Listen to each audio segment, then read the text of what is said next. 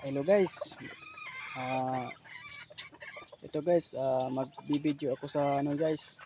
Ah, kukuha na natin ng video yung ginagawa kong kulungan ng manok kahapon guys. At ngayon ipagpatuloy ko guys at saka ipakita ko na rin yung mga materyales ko guys na ano guys. ah, mga manok natin guys. I-demo ko na sa inyo guys kung ano ang mga lahi, kung ano ang mga ano station na mga lahi na meron tayo. Itong mga palahi ko guys ay ano lang to guys, class B from Firebird, kasi wala tayong pambili ng ano guys materyales. Pero ito naman ay subok guys. Ito yung mga ano sa labas yung ano ko guys, may range siya guys, nakabakod siya guys. Ando sa labas yung mga ano guys, tawag nito mga calls kung meron tayong huluhano, ah, Rhode Island, ayan. Saka meron tayong bantres, malalaking manok guys. At saka dito naman guys, meron tayong ano, ah, tawag nito, may mga Texas tayo na ano, materyales.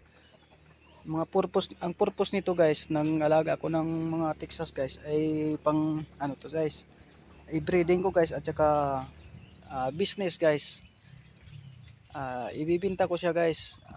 Meron pwede makaabil yung ano, yung may gusto pag na may sisiw ako guys, kapag pa sisiw na ako guys sa mga Texas, ah 2 weeks day old guys, pwede na ako magbenta guys. ah Dahil mahal yung materials guys, ang benta ko sa mga sisiw guys ay 200 each guys. Tapos ang ano guys, ang package niyan guys ay 10 heads. Yan ang pinaka ano, magbenta ko guys ng sisiw, pinakamababa guys ay 7 heads na ano, sisiw. Hindi na ako pababa guys kasi lugi tayo guys. Pero kung gusto naman sa ano, meron namang ano, gagawa ako ng ano guys, tawag nitong gagawa ako ng mga stag o 10 months, mura lang guys. Dahil ramdam ko rin na kayo din nangangarap ng magagandang manok tulad ko noon. Kaso lang business yung sa akin guys, magkakaiba tayo. So gusto ko guys nga ma-share din yung bloodline at saka makikita ko rin nga sa sports ng larangan ng sabong, meron kayong panglaban sa mga katunggalin nyo guys. At saka hindi kayo magsisisi kasi ito ay may mga palo naman at magaganda. Basta pakainin nyo lang na magandang page ay talaga ang gumagalaw ang manok guys. May palo yan guys. Tulad din na nakatao yan guys. Pag walang masyadong vitamina ginakain ay talagang mahihina ang katawan ng tao. Ganun din ang manok guys. Kahit ano, saan pa galing yan na ano, linyada o bloodline, kahit sa fibered pa yan, kailangan sa pagkain pa rin guys natin na ano, dadalhin ang yung stamina ng kanilang pangangatawan. At saka doon makikita nyo guys may palo sila, malalakas ang palo nila, consistent yung ano palo nila, na mayroon silang lakas. Ito na guys, ipapakita ko sa inyo guys yung na ano natapos na ano. Ito pala guys yung tinitirahan ko yung apartment guys. Hindi ko lang ipapakita sa loob guys. Yan yung ano, ito yung ano guys, yun mga nasisiw ka mm, 8 guys, January 8 na nahat sila ng January 8. So ito yung mga sisiw guys. Yan ay mix Sulhano at ano, Texas guys. Siguro na 30% lang ang Texas din guys, mas mataas ang itlog ng Huluhano dyan kasi hindi pa nag-iitlog yung Texas natin masyado. Pero ito na yung finished product natin guys ng ano guys, ginawa natin na kulungan guys. Ito yan na yung finished product guys na ano project na ginagawa ko nung nakarang araw guys. Yan guys, safe na safe guys. Kung may dagaman o tawag nito ahas, hindi sila maano guys, hindi sila mapapasok sa loob guys dahil sa yan ay may screen. May screen yung ano guys, sa labas at sa loob yan guys. Ayan guys, at saka ito guys, ipapakita ko yung ano guys, yung mga 5 bloodline ko dito guys.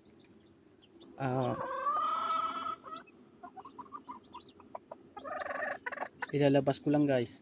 Yung ang una kong ano guys ay itong ano, ay itong burgkak at saka yung nangiitlog na guys.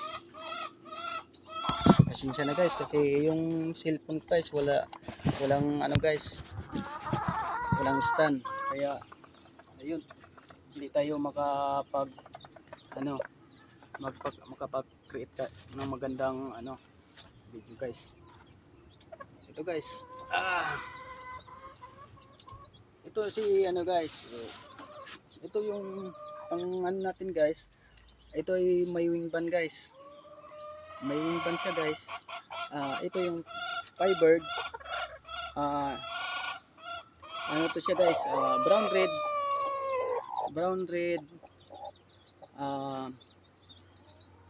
kaya tinatawag na class B guys kasi may halo siya, brown head siya guys, may dugo siyang round head, meron siya brown red siya guys. Actually guys, meron siyang itlog, mangingitlog na siya guys. 6 ang itlog niya guys, 6 yung itlog niya. Oops, papakainin natin.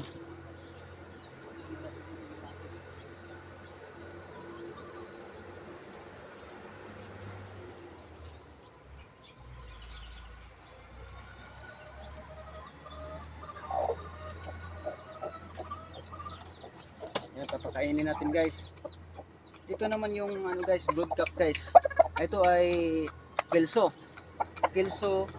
sweater, tawag siya 5K na siya guys kasi sweater, may dugo siyang sweater. Yan, high station yan guys, papakita ko siya guys. Bulto ang katawan, mataas ang tayo, high station siya guys. Nag-aanak talaga sila ng ano, hindi sila nag-aanak ng ano mabababa kasi itong babae guys, materialis natin ay talagang matataas to, matataas din ng lalaki. Yan guys, bata pa yan guys, bulto ang katawan. Sa pagmamanok guys ay hindi ako kumukuha ng ano, tawag nito mo yung masyadong malaki ang balikat kasi mabagal ang galaw nun. Ang gusto ko sa ano sa broodcock guys ay malapad kunti yung baywang, sa baywang malapad, hindi balikat, para mabilis ang ano. Hindi ko napakita yung ano guys, yung bitaw nito, talagang matitibay at mabibilis ang ano ang galaw. Ando na rin ang mga ang lakas ng palo. Yun guys, ano natin, hindi siya ano, hindi tayo makakita masyado ng ano. Yun guys, yung nag-iitlog na sila guys. Ito may itlog na yun guys, mag-iitlog na yan, may ano 5 itlog na siya, tapos naliliman yung ano, may 4 siya dito sa ano na itlog na halo sa Huluhano. So yan, napipisa na. Ayun, lumilipad na si ano, lumipad na si broodcock guys. Ayun guys, so ayun guys, ang ipapakita ko na naman guys ay yung ay dalawa namang ano natira nating bloodline. So ito,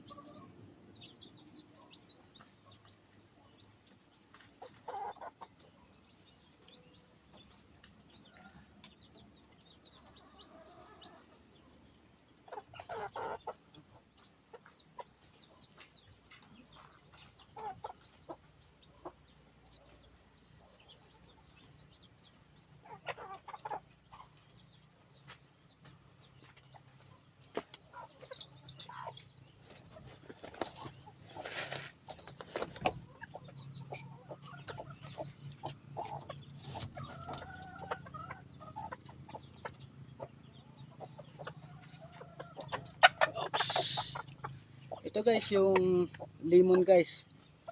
Lemon, ito ay ano, hindi pa sila nangingitlog pero ano na sila guys, malapit na sila maging itlog. Ito yung ano, yan yung lemon. Yung isa niyan guys, yung ano, lemon 84 guys, at saka yung isa, ito ay ano, Kelso Claret. Yan. Yung sa ito yung Kelso Claret guys. Kelso Claret yan guys. Ito is ito guys oh. Ito yung Kelso Claret natin guys. Ito yung Kelso Claret natin guys.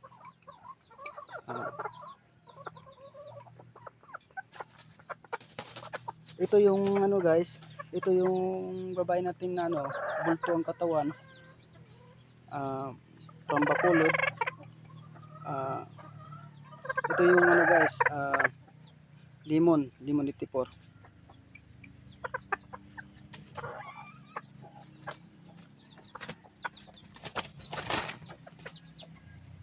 So guys, ipapakita ko yung ano guys, yung yun ng mga bloodline natin guys. Mayroon tayong ano roundhead guys, hindi pa nahuli natin guys.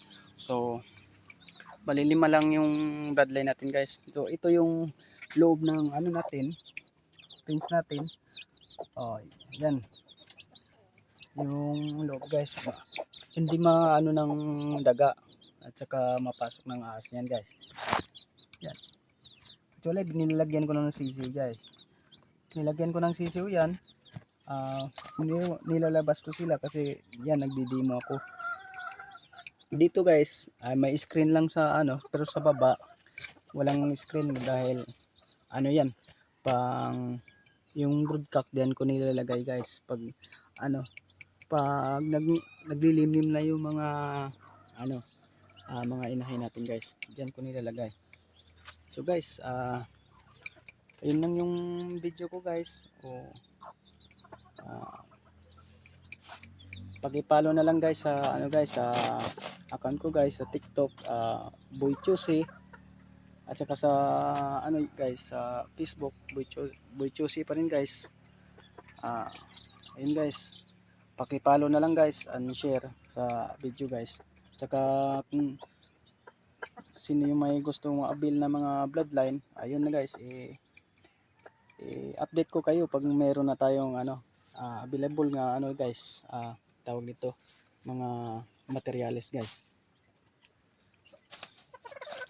Basta yung ulitin ko guys, yung mga ano, yung gusto mag-avail ng ano 10 months, i-update ko lang kayo. Napakamura ang bintahan natin guys, abot kamay. 1.5 guys ang 10 months natin guys, per head guys sa ano. So ang yung 10 months pa yan guys ay hindi natin na natatali yan guys, pinapakawala lang natin dyan kasi malawak itong lupa guys, malalakas yung pakpak nila kasi dadapo sila sa matataas at saka yung paa nila guys. So kayo na magtatali niyan guys pag yan apay na ibinta ko sa inyo, kayo na magtatali, huli na lang natin dito. So kasi malawak ito guys, ginagawa na malawak ito guys. Yan guys ang ano, yung iikutan ng manok hanggang sa taas yan guys. Ito ay actually gubat ito guys. So ang ako lang dito naka ano guys, nakatira, pero diyan sa baba naman guys, may kalsada naman sa baba pero may kalayuan konti guys, kailangan bababa ka pa. So ito guys, ang mga napakaganda ang paligid dito ng ano, gawing farm guys. Ang focus ko dito guys, garden at saka yung ano guys, yun yung production ng ano, mga manok na ano, Cals, native at saka Texas para pangbenta guys.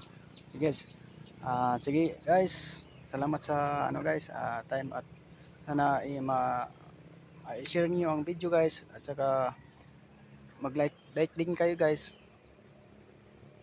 at saka i-update ko kayo guys sa ano, sa next video na aking gagawin guys.